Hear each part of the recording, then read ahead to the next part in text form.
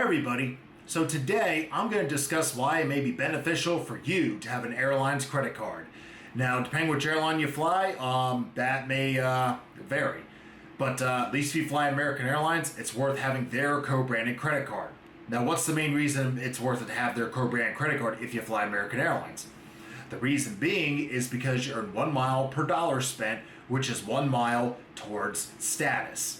So getting status on American Airlines, especially if you're tall like me, is a huge help when you're flying because, let's face it, these airline seats that you see in airlines, there's not a lot of leg room. There's barely any room at all, even to move your elbows or scratch your arm if someone's sitting next to you. So being able to book an exit row seat for free or getting that upgrade to first class if it opens up is definitely a well worth perk, in my opinion anyway. And I'm sure many of you watching this would agree. And maybe there's some disagreement, you just don't care, and that's fine too.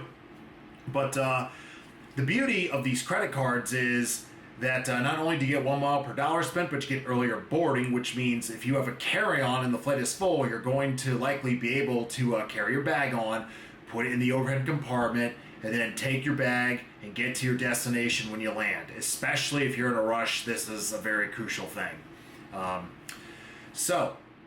The cards that I personally have are the Citi Executive Card, and I have the Barclays Aviator Business Card. The Aviator Business Card, unfortunately, is no longer available to new applicants, and I don't think it's coming back because Citi is going to get the American Airlines credit card portfolio next year. So, it's sad to see it go, but I think the card's sweet. And that one, you get like a rebate if you get so many miles. So for every mile you spend, you get like a 5% rebate. I think that's what it is. So if you spend a lot on that card, you're going to get a lot of extra miles. But just keep in mind, those don't count towards status, the rebate miles, that is.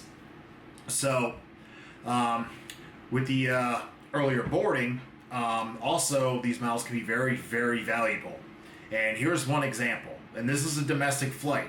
So I flew from DFW Airport to Jackson Hole, Wyoming. Round trip, and that cost me about 44,000 miles. So, and I redeemed 44,000 miles, and I took a ski trip up there.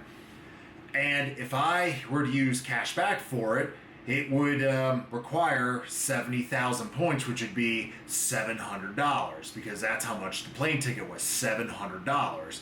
And the reason it was more expensive is because it's a smaller airport. So when you think about 1 mile per dollar spent, which doesn't seem like a lot on paper, the way I was able to redeem made it worth more than 1 cent per point. I think it was maybe like 2.5 cents a point, closer to 3. I don't have the exact number, but it's around there somewhere. That's a pretty sweet deal. It's more than 1 cent per point. And of course, that's why some other YouTubers say, they prefer to transfer to airline partners versus cash back because they're getting more value. And I get where they're coming from there. I love cash back on my credit card, so I'm not bashing that in any way, shape, or form. I usually am a cash back guy, but I love American Miles too.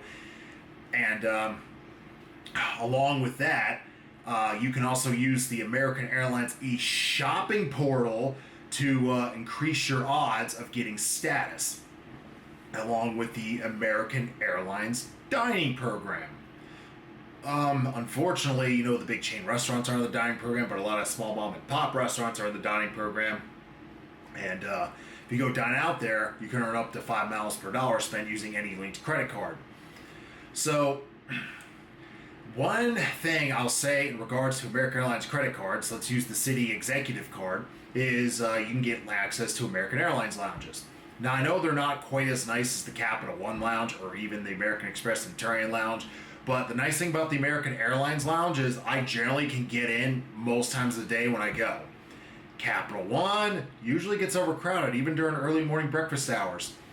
And the downfall to American Express Centurion Lounge is you got to spend $75,000 to bring a guest in. So, yeah, it's a little hefty for most people.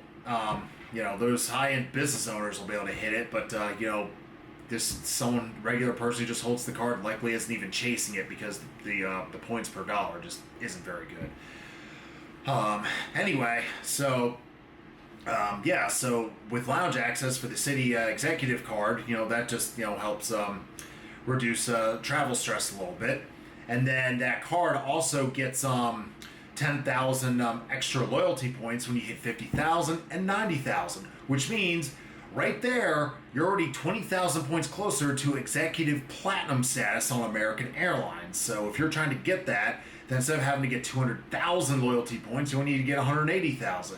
So that's a big difference. So it's a pretty sweet perk right there. However, keep in mind that those 20,000 loyalty points are not extra miles that you get in your American Airlines account to be redeemed for travel. It's just loyalty points towards status. So with those two things, the shopping portal, the dine program, the credit card, American Airlines actually is a pretty solid setup. And if you live near an American Airlines hub and you travel, even like 4 times a year, it still could be worth it. Just to reduce stress a little bit. And if you're on the taller side like me, it's actually beneficial to have the city executive card. I call it one of the big and tall credit cards, because it helps me get extra legroom on the seat. Because you get the 10,000 loyalty points towards status, assuming you do the other things I mentioned.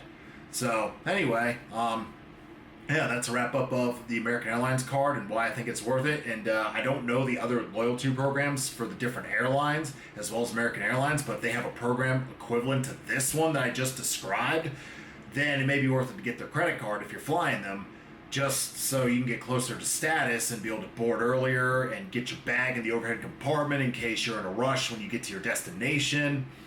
And that way you don't have to worry about waiting for check bags and being the last one that comes out of the bag carousel. Yes, has happened to me before, so that was irritating as hell.